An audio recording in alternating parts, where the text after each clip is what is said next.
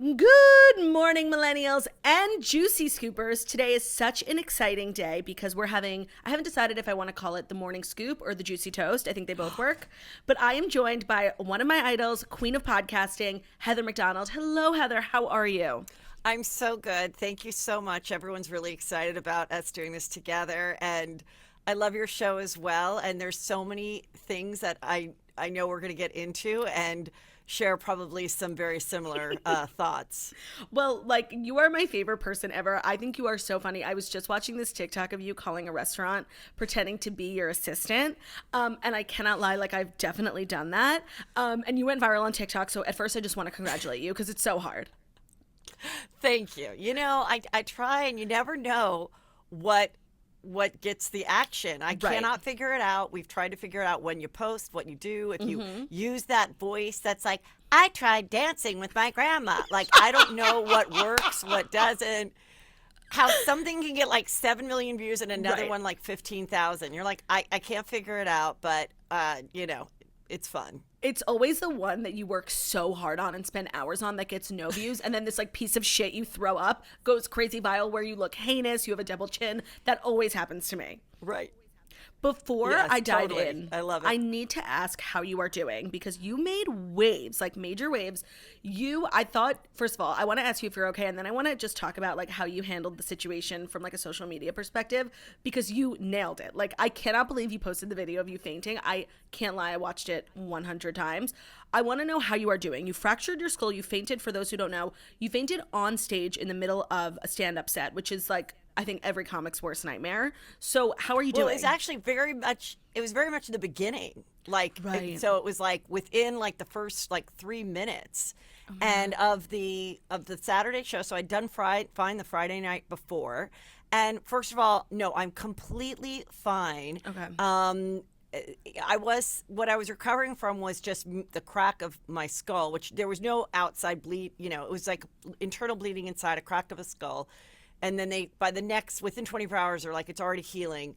But they said you'll have some residual effects, and that happened. But now we're on to be laying down doing Pilates, and I come up and I'm dizzy. But that now is all gone. So I'm 100%. But okay, good. I just was so horrified. And all I could think about was the people that got a sitter, was planning on this, and that they saw me do this. And so when I just went back last weekend, and the manager of the club goes, I don't know if you remember, but you were okay, let me just get a glass of water and go back on stage. And they're like, no, we're sending people home. I go, okay, well, what about the 9:45 show? And they're like, no, the EMTs are coming. And he goes, that just shows you what a professional you are. And I go, I guess. I mean, I've never, when Adele was canceling her shows because, in my opinion, she's dick whipped and in love with that guy. Yeah, there was something going on. Away from him. 100%. Yes. I'm I've never canceled a show in my life. What does that say about my husband's dick? Never canceled a show. Okay, but also the craziest part of the whole situation was the last words to leave your lips before you fainted were, Jesus loves me the most. You actually cannot write something ironic. Well, I have a sweatshirt that says that. And one thing that I've said is, much like you, who's a strong Jew, I very much identify as a Catholic girl. And a lot of my juicy scoopers understand Catholic guilt. And when you go to Catholic school, you have to do this thing called Christian service. You always have to get your Christian service hours in or whatever. So I would always say that. And in a joking way, but of course I believe in God and Jesus. But so I'd be Jesus loves me the most. I have never gotten COVID. Clearly he loves me the most. And anyone that follows me and knows where I'm coming from, it's fine. But other people that are really right-wing Christian, that's their first introduction, is this obnoxious female stand-up who's talking about vaccinations and then passes out. They went off on me, especially on YouTube, especially all these right-wing men, crotchety old white men are this is why females aren't funny and everything. And I'm I agree, that wasn't that funny of a joke. I was 2 minutes into my act. You Give me you a put second. the least funny stuff up top, and then so I'm great. Yeah. Oh my God. So I'm so glad you're feeling better. That was just so crazy. Yes. And you just handled the whole thing from start to finish like a pro. And you know what, actually in one of our Facebook groups, someone was there and they were kind of retelling their experience, and they, for a few minutes, people didn't know if you were joking or not. I know, it was honestly the best comedic timing I've ever had in my life. And my first thought was, I can't believe this is real. Like, I was pinching myself. And my son, who's 19 and a freshman at ASU, that was like the first time he's ever come to the club and seen me. Oh, no. So we decided it was his fault that he stressed me out. So he did not come this past Saturday. He went on went to some lake with his friends and girls in bikinis. I'm like, no, you're doing that. You're not seeing your mother pass out again. I'm like, I think you stressed me out because I talk a lot of shit about my son. And I was like, I know you can handle it, but I'm a little bit nervous. Right. I don't know we still don't know what caused it, but it just happened. And being on stage with no one to grab, no chair, is why I fell so hard. Right. And yeah, but it was hilarious. And so then my son, who's just like my husband, he came down, and the hot EMTs are like, we have the ambulance for you. I go, okay. And my son's like, whoa, whoa, whoa, we're not paying for an ambulance. We can drive you, Mom. You're fine. No, honestly, like, I'm so glad he was thinking that way. Ambulances are extremely expensive. No, you'll never get, it's one of those things I think, you know how, like, my at my daughter's high school, I just saw a thing because it's my same high school. They're now doing this like life lesson class, and I'm like, that is so important. Like, and it's like hygiene, healthcare, like all these little things that you don't learn. Not just how to teach your kid how to do their laundry in the dorm, right? But I'm like, that one has to also be the ambulance. Never thing. call an ambulance. I mean, unless you're like really dying. Unless you're on death's door. Yes, because you won't get that money back, even with the best insurance. And people don't know that. And in New York, it can run you up like $30,000 just to call an ambulance. Wow. Yeah. It's crazy. So all good. So blessed that you're doing well enough to be here. I'm so excited to have you. I have so much I want to talk to you about in the pop culture world. But before we dive into the Fast Five, I want to get your take. You're a seasoned comic. You've been at this forever, and I know it's like old news now, but I haven't stopped thinking about the slap, and I would love to hear your thoughts on the slap. Well, I was actually performing. I was doing a live Juicy Scoop, and I ran backstage to like do a quick change, and I had a couple comedians coming out throughout the show, and Annie, who works with me, goes, and she's like helping me change, she goes, Chris Rock just got slapped by Will Smith at the Oscars. And I immediately thought, that's a bit, that's an act, because no one cares about the Oscars. Right. And then, of course, when I saw it, I was obsessed with it. I did a lot of shows on it. I went deep dive. There's just so many layers of it. But, of course, walking up and hitting a comic at all was the most, I'll say this. I think it's good for comedy, actually, because I think the overwhelming support was, this isn't okay. This pendulum has swung too far. We want to preserve the right to free speech, but also the profession of stand-up comedians, that they say shocking things. They say things that aren't true. They're not experts. If you're going to be easily offended, don't buy tickets to a comedy club. I think that message really helped get across to like a very, post-woke apocalypse world that we live in, and kind of made people go, yeah, you're right. I don't want people to be silenced. So I think in the end, it was good for Chris Rock selling tickets. It made people respect him even more than they respected him before. I mean, he would have done great anyway, but yes, that boosted it.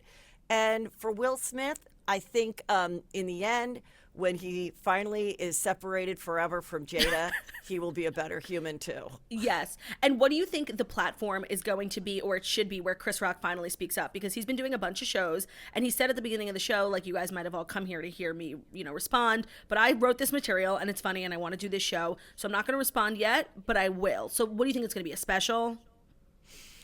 I think maybe at the end of this, he'll film a special and it'll include that. I think he's just taking time to kind of figure it out. Also be sensitive to the fact that Will Smith is obviously fucked up. Right. And for a number of reasons. And, Jada's out there on the red carpet. She's making interviews saying, I didn't need defending. I mean, there was one video, I don't know if you saw this, now everyone's pulling stuff from the red, from history, the red table. Right. And where he said, I planned this party for you on your 37th birthday for the next 3 years. I planned a 40th birthday for Jada, and it was the most fabulous party. Did you see this clip? I didn't, no.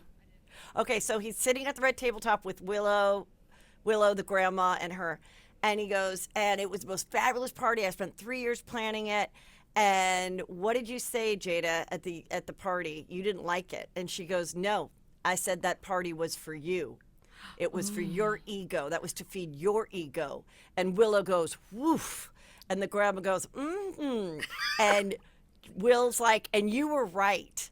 And I'm like, literally no one's ever thrown me a surprise party in my life, let alone Never. any kind of party at all. I get Costco roses every trip. Mother's Day, birthday, everything, every anniversary. Mother's Day, whatever. Lots of them are combos, because Mother's Day and my birthday and my anniversary are close together. Right. I was just like, and that's what showed me what I've always thought is she is jealous of Will's career. I think she saw herself as the same level like when they got together, and he just skyrocketed in these blockbuster money-making movies, and she's had a very good career and one that anyone would envy. Right. But she named like a movie that a movie that she was truly the lead of, or that's like iconic, or even if it wasn't like Oscar worthy, like a really fun. I mean, she wasn't in Pretty Woman. You know what I mean? It was like, so when I saw that, I'm like, of course, in her mind, she's gonna think, oh, you did this party so that everybody would come and say, wow, Will is the greatest husband ever, not Jada is the greatest woman turning 40. Yeah. I think like now, knowing what we know about them and then all these clips resurfacing, like they're the definition of toxic. Yes. They are not happy. And so I think we're all just kind of rolling our eyes because they overshare quite a bit on social, on Red Table Talk. And it's like, I'm all for sharing your lives on social media. Like, I'm the biggest exploiter of my personal life. And even I have things that are off limits, but they don't. And now we're just like, enough. We've had enough. Well, about like, I don't know, 15. I think when I was writing White Chicks, actually, which I wrote with the Wayans brothers. I'm sorry, what? When I was writing White Chicks with the Wayans brothers. Do you not know this? No, that's like the most iconic movie of all time. Yes, I worked. They had created the idea of the movie, and then I went to Keenan's house every day and wrote the movie with them. Heather. Yes, I was That's the white girl insane. consultant. Yes, you literally are. Oh my god, I love that for you. Like, it makes so much sense. Congrats. I know I'm a little late. And then I had a part in it. I was the sales girl, and that's I why, knew 'cause that. I wrote that. Like, I wrote that scene based on this girl who worked at this shop on 3rd Street in Beverly Hills. But when that was going on, they were friends. They were always friends. Keenan and his wife, they're no longer together, but they have 5 kids. One of their kids was Jaden's age. So they were very close to Will and Jada at that time. And this is when they would match on the red carpet. Now they had a couple kids. They could not be cuter. They were the definition of couple goals that we talk about now. And I've said this, I'm like, this couple goals thing, don't ever say couple goals for me. I think it's a lot of pressure for the couple. I agree. And I think there was, and I remember when Tom Cruise and Nicole Kidman broke up, I said, like, with all these guys writing, I go, well, if Jada and Will break up, the world's going to lose their mind. And he goes, oh my God, no, we won't be able to, we won't be able to hold it. It's like Barack and, Michelle breaking up. Right. We can't handle it. And so I think a lot of it is in my opinion, they probably, had they not been on this pedestal, I think they probably would have broken up maybe like 8 years ago, No, that's a good call. Once their kids were like teenagers or and they just were not feeling each other and they were on different paths and they've been fighting. I mean, she said, I cried for 40 days one time. And someone who cries for 40 days, if you're not getting a divorce, make a change. You should be going through divorce. You got to make a change. Yeah. Okay, I'm very much on the same page as you with that whole situation. I haven't stopped thinking about it. I think it's the craziest thing of all time. And I'm very much looking forward to hearing what Chris Rock has to say, because we've heard from a lot of people, but we haven't heard from him. Right. Oh, I have a question for you. Speaking of have you seen that people believe that Kanye, who said, I'm going away to get some help, is really with the Cheney girl at that beautiful resort in Utah? On Geary? Yes. I did not hear that. Oh.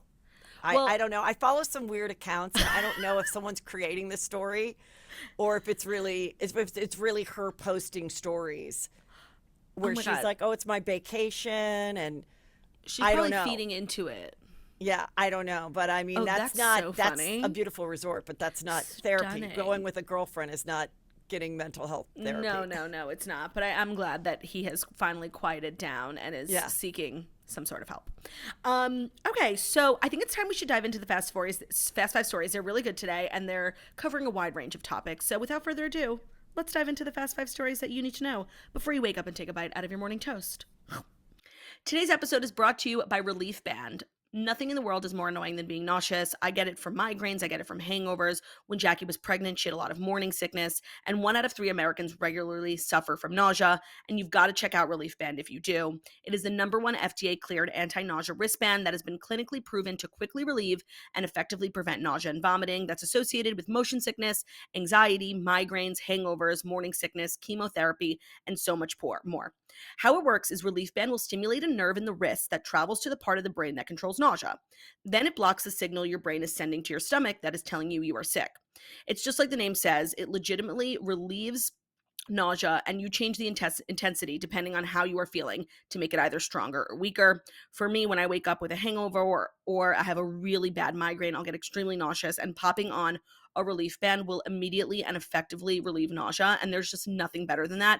It also doesn't make you drowsy, which is a huge bonus. It's 100% drug-free, non-drowsy, provides all-natural, long-lasting relief with 0 side effects for as long as you need.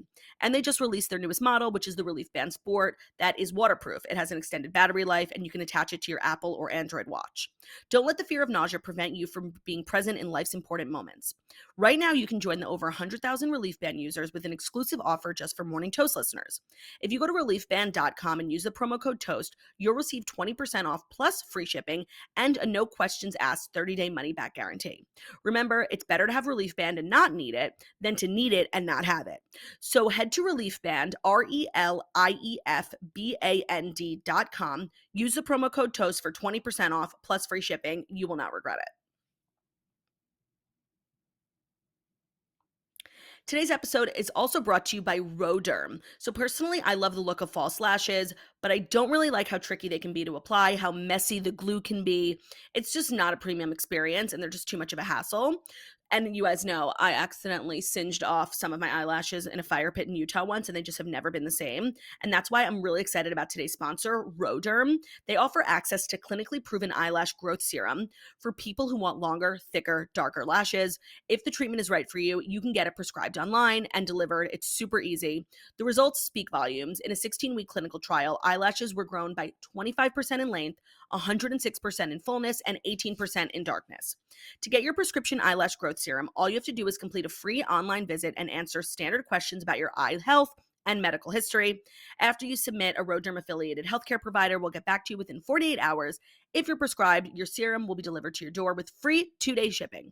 So there's no need for in-person appointments, which are just the worst.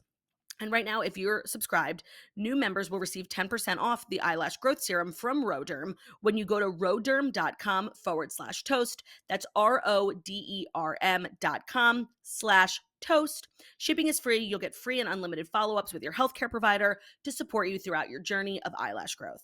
roderm.com/toast. Okay, first up is the J.Lo and Ben Affleck of it all. Obviously, we know that they're engaged, but now we're getting some more information because J.Lo decided to announce it in like a really weird, thirsty, kind of like Patreon-esque way. And I heard what you said about this yesterday. I said the same thing on my show Tuesday. I was like, when I saw that it was like to collect emails. Remember when like stand-ups were doing this thing, like Whitney Cummings was doing it, and all these people, even Bert Kreischer, hey, text me. They're still doing it. People are still doing it. So what is that? They just get a lump sum of money, or what is it? No, it's just a way of collecting data on all your fans so that when you have like merch coming out or a show coming up, you have like a direct access, because email marketing is like a little old school. People are very much like mobile friendly now. So the texting thing is like, oh great, now I have the phone numbers of 10,000 of my fans and I have to sell out a show. Let me send out a text message to those phone numbers that live in Arizona, you know? I feel like that went away though. Like there was a little moment where everybody was doing it. And then they would write back these texts like, haha, and hey girl. And I'm like, what the hell is this? No, and sometimes if you go on like a creator's Instagram, in their bio, it'll be like 917, blah, blah, blah. Text me. Right. So I don't know, but J.Lo was very much on that train when she announced her engagement. And it was so murky and like borderline mysterious that we didn't even get any information. Like it was so weird. But then yesterday I did subscribe to her newsletter. So I was one of the first people to get the information. We got some new details about the whole thing. Yes. She's letting fans know in her newsletter that she is talking about her second chance at true love. She said, "Did you ever imagine your biggest dream could come true? Saturday night, while at my favorite place on earth, in the bubble bath, my beautiful love got on one knee and proposed. I was taken totally off guard and just looked in his eyes, smiling and crying at the same time, trying hard to get my head around the fact that after 20 years, this was happening all over again. I was quite literally speechless, and he said, 'Is that a yes?' I said, 'Yes, of course that's a yes.'" Feels like Teresa Giudice wrote this. I don't know why. I'm just seeing her and Louis like doing this in the bath. And then I put on my J.Lo Glow serum. And I was so glowy, I didn't need any makeup. Right. Next to my Jolly Rancher apple flavored green ring. While listening to my new song. Yes, of course. It was very weird and very not A-list. And J.Lo is A-list. Well, I mean, I was thinking about all the engagements. The only one she wasn't engaged to was Casper. Remember Casper? And I think that truly was for the best. Oh, definitely. Because remember, he was always like seen coming in and out of like old-fashioned like porn shops and stuff. And he just was not of the caliber that a J.Lo type needs. No, definitely not. But she had the A-Rod was a beautifully shot situation on a beach, and I don't remember how Mark Anthony went down, but like. And of course, we remember the pink diamond the first time with J.Lo. Right. You know, when that was during the time where she was slicking back his hair and they were buying a Bentley every other day and going shopping. And so I think the fact that they did it that way, like privately, even though then she, wrote about it after, and it wasn't a big splash. It wasn't in front of an arena or an award show. Yeah.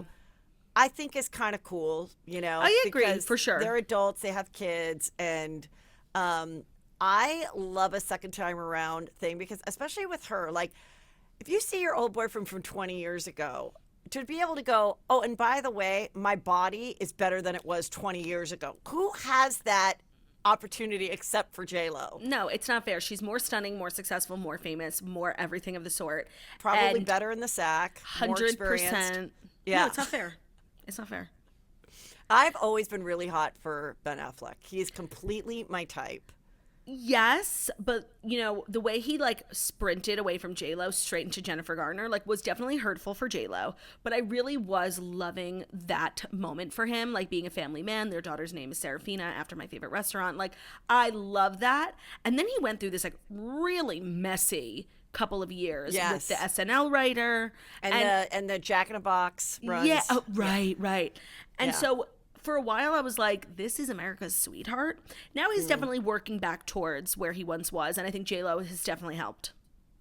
Yeah, and I mean, it's a challenge to marry someone that's in recovery, but I mean, she's a great match in that she literally has one glass of champagne a year, if that. Yeah. And so, like, she doesn't need it or miss it. However, I do remember seeing one photo of them like on a balcony in the beginning of them dating again. And I mean, I think he still smokes. Cigarettes? Yes. I don't know if he does or doesn't. Her wanting to put up with that. I know, the breath. And the toxins going into your pores after your J.Lo she's so glow. Natural. Right. But how many subscribers do you think she got for her newsletter? I think she probably got 892. 192,000 is my guess. Do you know? No. I was going to say about 100,000 because like... Oh, really? Maybe you're right. Maybe that much because even though I was curious, I was like, well, there's already articles written that they got engaged. So why do I need to go and see the thing and get a bunch of emails sent to me every time there's like a sale? Because like she has 20 million followers. Obviously 20 million people are not signing up for her dumbass on the J.Lo.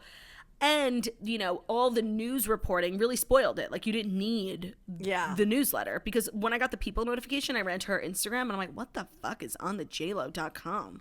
And do you think, though, at this time, I mean, obviously she couldn't, if she's telling the truth, she didn't know when he was going to ask her, and it really was a surprise.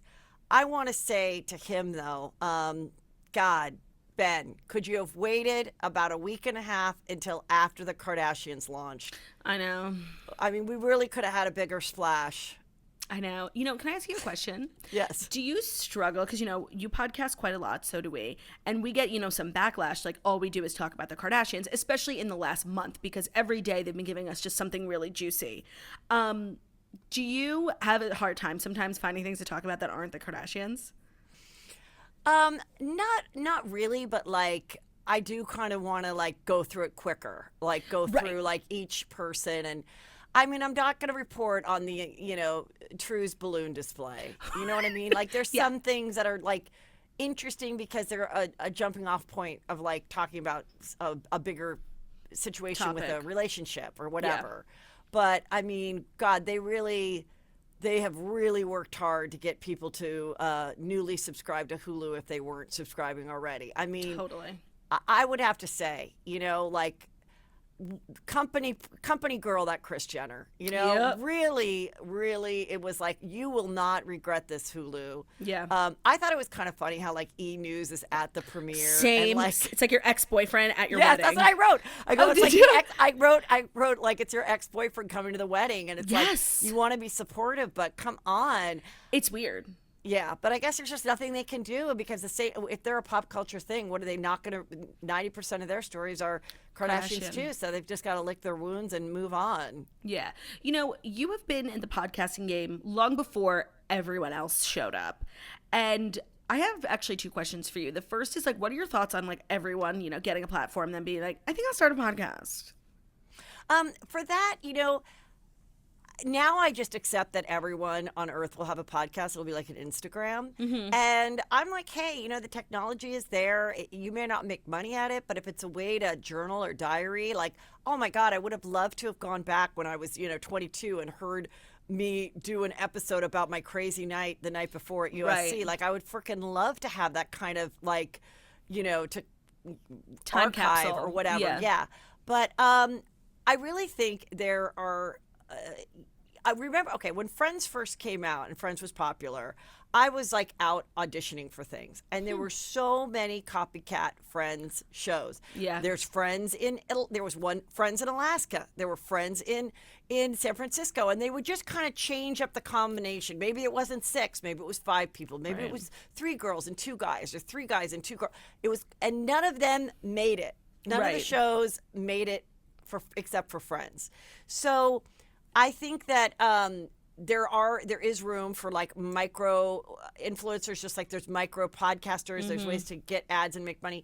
And but as far as like all these people that you and I used to interview now all having their own podcasts, I just go, hey, good luck, because when you're a writer or comedian or something, you can see what the top shows are because we are able to, without a guest or without a big juicy interview, do it. And the thing is, with everybody having their own podcast, there is no interview to get. They've already spilled it on their own show. They've already gone on 25 different shows. Yeah. So it's still fun to have those people. Yeah. But, even with me, once I'm like, okay, I got that new Housewives life story, then the next season comes around and I'm like, sometimes I hit it off with some people. I'm like, come on, we'll also talk about your opinion of other things. But lots of times I'm like, I already got the life story. I was the first one to get it. Yeah. I don't really care, so that's kind of what I think about it. And then I guess the second half of that question is like I think, maybe I'm wrong, but like your podcast is bigger than it's ever been. Like you are really like chart topping, staying relevant. You have a really, really strong audience. And might I add, they are just lovely, lovely people. Like, just nice girls. I really like them. Yeah. And I guess this is a question for me. Like, what advice or how do you maintain that relevancy? I assume it's just like you're extremely consistent. I definitely think the consistency is so important because it's just like when you have anything, your favorite thing in life, like, if all of a sudden it goes away, or I understand sometimes people have to take a break and they should. I just treated it like kind of like when I produced Chelsea Lately and we had like no weeks off. We would do like evergreen shows and plop them in, And other shows like a Jimmy Kimmel, they would go off for 3 months and things like that. And so for me, it's kind of hard because I'm like, oh my God, like I'm never going to allow myself to, really take a real break. Right. Because even when you do these shows and you're on vacation and you still got to post that the show was up and all that kind of stuff.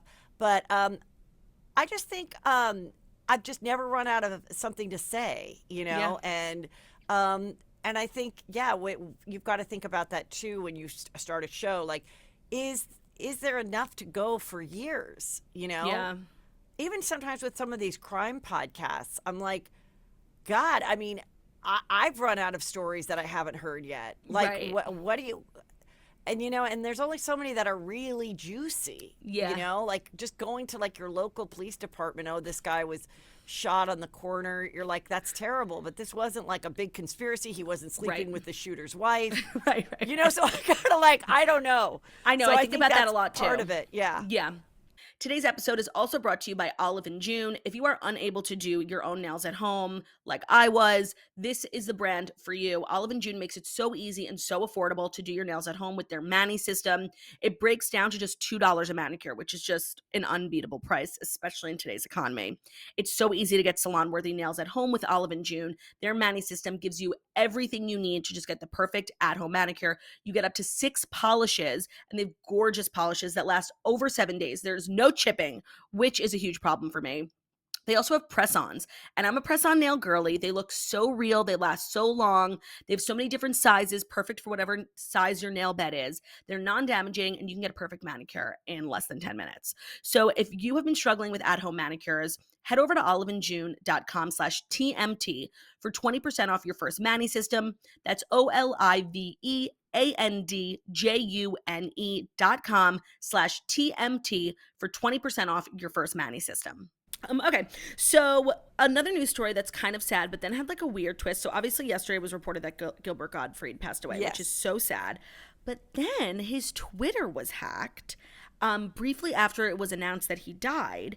And it was really like creepy and super fucked up. So on Tuesday afternoon, the late star's bio was changed to hacked by @YeArchive on Instagram, an account that no longer exists on Instagram, and then followed by several bizarre tweets that were deleted but snagged by the Daily Mail, obviously, because the Daily Mail is always there for us. And I just think this is like the most fucked up thing on the planet. It really is. I mean, he was, a really funny guy. I think he was 67. I wasn't aware he was sick. Right. But so at least it wasn't like a sudden thing for his family. But yeah, people are gross. People just want that little bit of fame, even if it's anonymous. Right. And at what cost? Like literally a man just died. Yeah, it's amazing how gross the world is, especially when it comes to stuff like that. Never ceases to amaze me. Here are some of the tweets. They retweeted someone who wrote, "Retweet if you eat," and then it's blurred out, but I think we can all imagine what that is.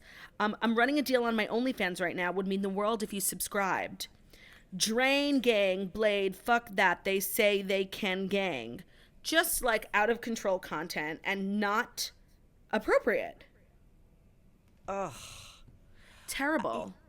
You know what I also hate is, when has this happened to you where you post something and the first 5 comments are like, "I can't believe I could make so much money with Josie Smith's financial services." And it's like and I'm always like, God damn it. And that but I don't know, people are desperate and if this is what they do, but this is really gross because this is a loved one and this is right. And now, this becomes a story instead of like, right. The fact remembering that he was, like, a great really man, nice, like funny, like guy with a very unique, persona and point of view and comedy. So I agree. Like the lengths that this is just like for me, like really telling of the lengths that people will go to be relevant on social media, whether it's positive or negative. And yes, there are all these weird like scam bot things, especially on Instagram, that are like, "Oh, my brother said I'm ugly. Tap my profile to tell me if I am." Like, stop. Wait, there was this one that I always get that's like, you will want to go to the bathroom after you see my videos. Can you believe my latest video? Why do guys go into the bedroom after watching my videos? That's like my first comment after every post. Mine, I'll always like scroll through and then I'll see one that's like, if I comment this, it'll get buried, so it doesn't matter. I'm gay. But I don't think it's like a genuine coming out story. I think it's like clickbait. It is so weird. Instagram like really needs to do something about that. Yes, I've been commenting more now, where I'm just like, well, sometimes that's when I got in trouble with not in trouble, but when I said something to Chrissy Teigen. But like now, I used to not comment under other things, but now I'm just like I saw that like Garcelle's book is coming out, Yes. you know, and she had all these. She did a compilation video of all these celebrity friends going, "It's here, it's here, it's here." So then I just wrote out under it. I said, "Even though you didn't contact me to film myself saying it's here, I'm still happy about your book." Because I'm like, I've worked with you, I've interviewed you. Right. Why didn't you tell me Ask to me say for a it's video? Here? Yeah. And did you see that Erika and her obviously having some sort of something because Erika threw away her book and posted it on Instagram? I love it because what Erika doesn't realize is that really helps sell her book even more. I know. I was actually thinking, like, if you really hate Garcelle, then don't post that, because people were like, "Oh, I didn't know Garcelle wrote a book. Can't wait to go check it out." Yeah, I know. Like what she That should was, have like, done is moronic. just been and also I was disturbed, and I'm not like a freak. Like I mean, I am good. I'm really good about you know, recycling. But like that, whatever trash can that was, I hope that it wasn't hers because it was. She had an old telephone in there. Yeah, you it was can't do that. It was a unique mixture of items. That big old telephone, like, recycle it, give it away. And then she had like a plastic bottle and a Red Bull. Like that's not supposed to go in the same thing as Right. And she lives in West Hollywood, where I feel like they're extremely strict about recycling. I mean, everybody is. They make it so easy for you. What's wrong? Not in New Well, York. maybe I never Nobody had to do recycles. it when I was with Tom Girardi. It's true. It's true. She never had to recycle her own trash Did before. you see her tweets last night? Oh, no. What did she do?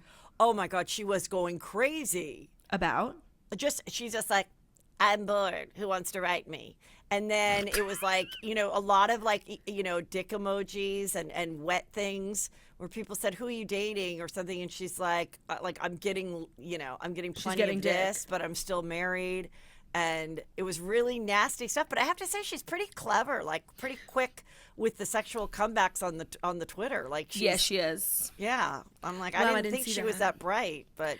And by the way, where do you stand now with the Erika Jayne of it all? Like, do you think she knew? I think I think she's got to take some responsibility for it, but I also think that I don't think she like looked into it. I mean, Me there's so too. many women that, and especially in her situation, and then I think he was like, spend whatever you want, and she didn't ask, she didn't want to know. Who would And want to I think know? and then also once she knew he was cheating, I mean, there's nothing worse than being 23 years younger than your husband or 27 years younger than your husband, hot as shit, getting plastic surgery every Right. year, and he's this old, bald, waddling man, and he still wants to sleep with someone other than you. Right, like he's the one cheating on you. That's not how it's supposed to work. And I always think the fact that he cheated with a judge, it's like, you know, is no matter how many new boob jobs and eye lifts you get, you can't go to a plastic surgeon and get a better brain. So like he was 100%. cheating with a girl who was really smart. Yeah. And I just think that really pissed her off, and her revenge was not revenge, but just I'm going to be spending even more, because I remember I had privy to like, or maybe it's out there, how in the beginning of their marriage, what her like American Express bill was. Mm-hmm. And it literally went from shopping at like BB to then like BCBG to then like Saks to then like going straight to the Louis Vuitton store. Right. And it was just like, you know, she's like that 30-year-old girl that gets a rich boyfriend. She's like, I can buy these little brown BB kitten heels, you know, like the girls Yes. are girls like, oh my God, you're gonna buy me a bottle of shampoo, and then realizes, no, I can spend a lot more than this. I can get this Right. Cartier, Let's take it up a Jaguar, notch. and even like someone who works for their money would be like, I'm not gonna buy my diamonds at Tiffany's. I'm Right. going to go to a really great jeweler, Right. and like get, you know, and so it's Same like quality. yeah, because it's same quality, but even for better. I'm not going to do this labely thing, but for her, it was like, I want to flash to the world that I'm so rich. And then when she realized that he, you know, that they weren't even, and I heard that like there were times where, you know, she wanted her divorce or he wanted divorce, and she was like, it'll cost you so much more to divorce me than if you just let me spend whatever I want becoming this, fake pop star. Right. And being the pop star costs so much money. I mean, she did not make any money performing until Housewives. Right. And I think she said she was spending $40,000 a month on just hair and makeup. That's just glam. That's not getting all the guys hotel rooms, wardrobe, and flying them so that you can do like gay pride in Dallas, like and for what? For what? You're telling me you're making money off of those iTunes downloads? No, you won't. No, music is a tough business. So I don't know what will happen. I think, I think she'll continue to have fans sell her hair extensions, be on the show, and be able to survive that way, even if she has nothing really to show from the 20 years of being with Tom Girardi in the end. Totally. And you know what? Speaking of divorce, that's a great segue into our third story, which is really juicy. Julia Haart, who obviously we all know from My Unorthodox Life, allegedly wired $50,000 of company money to hire her divorce lawyer. So Page Six obviously has the exclusive that the My Unorthodox Life star was fired from her role as CEO of Elite World Group in February, amid her nasty divorce with the owner of Elite World Group, Silvio. And I like how they left that out of the show, like she was a self-made woman, but her husband ran the company. It was very, So now Page Six has documentation showing that Julia's assistant used funds from E1972, which is Elite World's group made-to-measure clothing brand. She used money to pay for a retainer for a divorce attorney at Miller Zeiderman LLP, and it is unclear whether Julia Haart reimbursed the company for the $50,000. The email that Page Six had has her assistant saying, please see the signed retainer attached. I will need an invoice for the $50,000. This will be coming from E1972 Inc. So I don't know if they planned on reimbursing, but if they didn't, this assistant is one of the worst criminal cover-ups of all time. She literally wrote an email saying exactly the crime she's committing. Well, I mean, I almost think that makes Julia look better. That it was her assistant? That it was that they were being honest about it. Like, right. I need an attorney. And if I don't have $50,000 in a personal account, and this is a company, I think that one, the made to order, was one that she created with under the thing of the umbrella, yeah. Yes. So, I mean, I don't think that's that bad. I mean, the thing is, whether you're really, really rich, or you're, and you have your own business, or you're the housewife that wants to leave the husband. I mean, when women are with a guy and they want to leave, they have to start stipending money for months and months and months. They, have to blindside them. They go and pay for the kids' school for the year on the joint account. They, so that they're not screwed. So, I mean, it happens even when you're really wealthy. And so I don't think $50,000 is the worst. The $850 that he's saying she also took from the company, I don't really know about that. But, I don't, look, it's a very interesting story. I've hung out with her on a number of occasions. No way. What's she like? Tiny? It's interesting because she doesn't know a lot about the world because she was living in this place where she didn't watch TV or anything. Right, right. So if I would just mention something like, oh, remember when Julia Roberts was engaged to, who was the country guy that everyone thought was so ugly? Kenny Chesney? No, that was Renee Zellweger. Yeah. But that's even too far back. But if I just say anything like something like a reference in pop culture from like 12 years ago, she doesn't know. And I go, did you ever watch that show, Kimmy Schmidt or whatever? And she goes, I was just going to say she's a mole woman. And she said, I saw a little of it, and honestly, it was too disturbing for me. Because she's like, I really didn't get to do all these things. And my question was always just like, okay, so you're wearing, the conservative clothes, you're making your own matzo ball soup, you're raising these kids, you're living like still like you're in a nice house. You're not right. And then all of a sudden you create a company and then are traveling as an executive and sell it to this other company and fall in love with this guy and get married. And one of my questions that I had for her when I interviewed her, I was like, when you go from being very humble in a lot of ways with your clothes and stuff, how do you just feel comfortable buying Chanel underwear within 8 years, even if you have the money? And she just was like, well, it's my money. I made the money too. And I was like, okay, I'm literally asking when someone, how do you change your mind about money so quickly? Because No, and to by the me, way, I it's think hard. you're asking something like a lot of people. For me, like what I took away from the show was like, I didn't really feel like they did a good job explaining how she got from point A to point B. Yeah. And that's because the show did fail to mention that the man she was living with and married to owned the company. Because it's very difficult to become the CEO of a Fortune 500 company when you don't have a master's degree and just selling your shoe company to a big conglomerate. Like, I didn't understand the path and how she got from A to B. So I think a question like that is extremely fair. Well, when I was talking to her, I did an interview with her, and then we hung out on like 2 other occasions. But she just would say, "It's in the book. It's in the book. The book is the book is not." She's what a you saleswoman. see on Netflix. Got it. Got it. So And I believe that. I think if people are really curious, I think if they read the book, they're hopefully will get the answers, or we'll start to get reviews that But she's very sweet. She's very, very petite and tiny. And we went to the Gucci fashion show. She invited me to the Gucci fashion show in L.A. Did you go? Yes. Oh, fun. Very, very weird. I've never been to anything like that. Yeah. And like I'm just very fascinated by like models trying to make themselves ugly today. I don't get. I come from like the Cindy Crawford times where only the most beautiful people and some of these people are beautiful, but they'll have them like make them ugly. Yeah, make them ugly. The makeup's ugly. The outfits are ugly.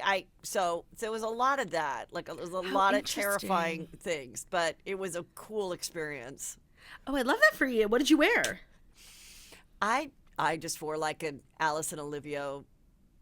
What did I wear? Alice and Olivia dress and cute like jacket that was like embroidered and stuff. And some, boots. And I mean, I don't have Gucci clothes. I did bring a Gucci bag, but I don't have a Gucci. Yeah, I'm not Dorit, No, right. Who has Gucci clothes? Like, that's insane. I know. So it's time to ditch the chemicals with Caraway's non-toxic home cookware and bakeware collections so you can make healthier cooking a piece of cake. Their non-toxic kitchenware from Caraway are all designed for the modern home, and they feature a chemical-free ceramic coating so food can be prepared with peace of mind that no hard-to-pronounce compound will leach into your healthy ingredients. The colors are also stunning. So I have the cookware set. So it's a modern and chemical-free iteration of the traditional 16-piece set. Comes with a fry pan, a saute pan, a saucepan, and a Dutch oven, which is really all you need. And they also have a bakeware set. It's an assortment of non-toxic baking essentials that every modern kitchen needs, so you can get to baking goods without any of the bads. They're really, really gorgeous. They store really well. They have this great stacking system. So if you visit carawayhome.com/toast, you can take advantage of this limited time offer for 10% off your next purchase. The deal is exclusive to our listeners, so visit carawayhome.com/toast or just use the code TOAST at checkout. Caraway, it's non-toxic cookware made modern. Okay, moving on. Hailey Bieber is like having such a hard time. She's begging people on social media just to leave her alone. She posted a video on TikTok on Tuesday. Basically, she didn't say outright, but it appears as though she's addressing like the Jelena fans, people who are still holding out hope for Justin Bieber and Selena, or as I like to call them, fucking losers. And she just wrote, she's talking to the camera and she says, "This is for you guys in my comments every single time I post. Enough time has gone by. I'm minding my business. I don't do anything. I don't say anything. Leave me alone, please. I beg of you, truly, that's my only request. Be miserable somewhere else, please." I have spoken like at length about how like there are people who wake up every day and choose to daydream about Justin and Selena getting back together, and those people are such losers. And anytime Hailey posts on social media, the comments are like, "Selena would never do this," and then she gets paparazzi'd, and the paparazzi are like, "Selena, what do you think about Selena?" It's like, leave this bitch alone. Like, she's been married for almost 4 years. Like, can she get some peace? Well, the fact that you say it's Selena Gomez, I now have a whole different perspective. I mean, that's what Page Six thinks it's about, and that's what I assumed it was about too. Because I once did I remember I was at the grocery store and I saw something, Selena's best friend or something. This girl is her best friend. And I'm like, wait, didn't she get a Francia Raisa from her best friend? Yes. And they don't talk anymore. This is not the girl that was featured in the magazine as being her best friend. So I said, oh, so she's got a new best friend. What about the girl that gave? And I'm always like obsessed with like, I remember like George Lopez, the comedian, his wife gave him a kidney, but then they still got divorced. And did she want it back in the divorce? I mean, I just think it's like such a I thing agree. to ask someone for and to receive. And I used to joke like, God, do you imagine if you did receive the kidney from someone and then you're like, hey, can you pick me up for the airport? And they're like, oh my God, I can't. It's like, it's fine. I only gave you your life. No, it's fine. Literally. Like, I'll get in an Uber. Don't want to inconvenience you. Like, it's just going to be like the forever thing that you owe this person for. Yeah. So I just like made a little joke about it. What did you say? And I put it on TikTok and it went insane. And I literally like was terrified. I took it down. And then for about a week after, 2 weeks after, every time I posted anything, it was all these Selena Gomez fans Accounts. with snakes and keep Selena's name out of your mouth. And then when I was like, first I was looking at it, I was like, God, these Selena teenagers, don't they have like an honors paper to write or something? Why do they have time to do this? And then I realized, no, I think they're all bots. I don't know if she's in charge of it. I don't know if her PR company's in charge of it. But there is no way these were all actual individual people writing me over and over and over again. There aren't that many losers in the world. Like there really are. A lot. And I had to like block every single one. And I was looking at them, and that's when I realized that like if you say anything negative about her or somebody else in pop culture, it's like, I don't know if someone runs it, if she's aware of it, but it's an automatic onslaught to make you shut up. And they did. They shut me up. Well, I mean, I won't ever post about Selena Gomez. I will keep her name out of my mouth except when I'm talking to you on Morning Toast. But I will never post about her again. So it's like, it's the same kind of like mafia mentality. Right. Of like, I don't want to fuck with that, you know? So... But see, and I have to say, like, I was a Selena hater for many years, and I've admitted recently that, like, I've recently fallen in love with Selena Gomez. I think her makeup is incredible. I have it all literally right here. I think she was amazing in Only Murders in the Building, and I've recently become, like, a really big fan of hers. But I think I would be remiss not to mention the fact that she doesn't talk to the girl who gave her a kidney is extremely bizarre. Well, these Selena fans tried to explain that they're good, they're fine. Why are you talking about it, you old woman? You know, so I think that, so I don't know, like, who these people are, whether she's in charge of it, whether she's not in charge of it. I think she's really talented and beautiful, too. I mean, it doesn't make any sense when she and Justin Bieber have been married for all these years. So I really, like I said, I really don't know why people do it. But I also think that I know it's hard because people in this day, they can't give up their social media. And it is disturbing when you see all these awful comments and they're the first, 100. But I guess maybe it's okay that she brings it up, Hailey Bieber, so people know that, like, it is kind of a shitty thing to wake up to. Like, even though you're waking up to, like, Justin Bieber and a beautiful house and, a cute dog. It's like, it's still perfect. Not a great morning. It's still not a great morning for you, so. And, whether they're bots or human beings, like, they idolize Justin. And honestly, like, if I was Hailey, I would be like, bitch, get your fucking ass up and work. Like, go on social media and tell people to leave me alone. Like, she's out here fending for herself when really at the end of the day, the only person they actually might listen to is Justin. What she should have done is she should have said, I was reading these awful comments with snake emojis and all this stuff, and that's when I had my mini stroke. And then make them all feel really guilty that they caused it. Yeah. We live in such a fucked up day and age. Like, no one would care. Yeah. That would do nothing. Know. Yeah. It would do nothing. Yeah. Our fifth and final story is a little plastic surgery news because, we love some good filler. And Simon Cowell has removed all the face fillers from his face after he, quote, went too far. So he did a sit-down interview with The Sun, and he basically said, there was a stage where I might have gone a bit too far. I saw a picture of me from before the other day, and I didn't recognize it as me at all. Enough is enough. Now there is zero filler in my face, and there was a phase where everyone was having their faces pumped full of this and the other, but actually for me now, a lot of it comes down to healthy eating and drinking tons of water. The only good thing of getting older is you have a lot of experience, and it's not always about the things you did well, it's also about the things you didn't. He also goes on to say, like, his kid was, like, freaked out. when he saw his face because it was like so full. And people have been like posting pictures for years of Simon Cowell, like his face looking different, being mean to him. And I just want to say, normalize getting filler and normalize changing your mind and getting them taken out.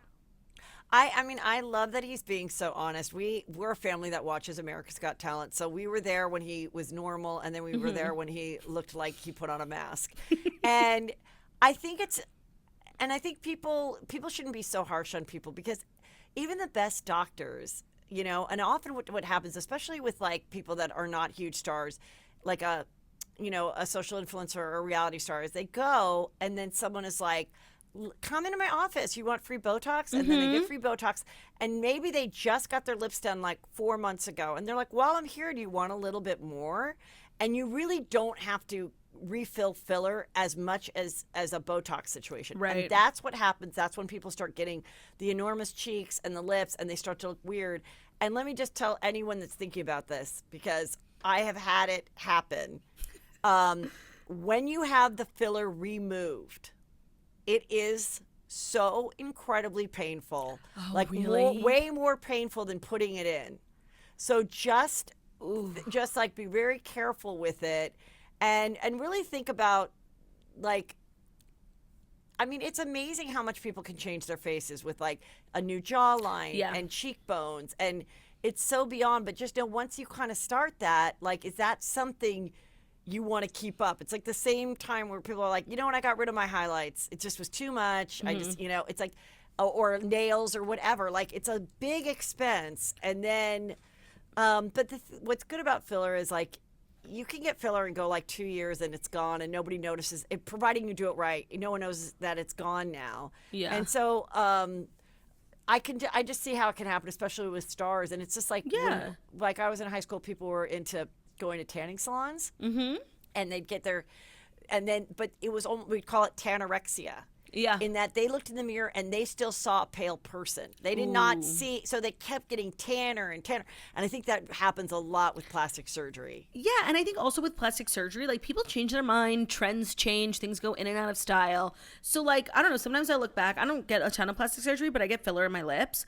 And I was just going to say, your lips look really good. Thank you so much. I'm at a good place now, but in order to get to this place, I had to go more, I had to go less, and I'll see pictures and I'm like, oh my God, I look fucking crazy. But I thought I looked good in the moment, and it is what it is. It's a slippery slope, though, for sure. I definitely think it is, and I think it's also what I like about filler and stuff is that it is kind of a trend. And but what I do want to warn the young girls about, because is, what do we call it, Annie? Annie works with me. The way they take out the fat in your cheek. Buccal fat removal. Have you heard of this? Gotta try it. No, you don't. Oh. No, you do not. Okay. From someone who I've never had cheek filler or anything. I've always had this kind of like fuller face. Yeah. And now that I'm old, it's really served me well.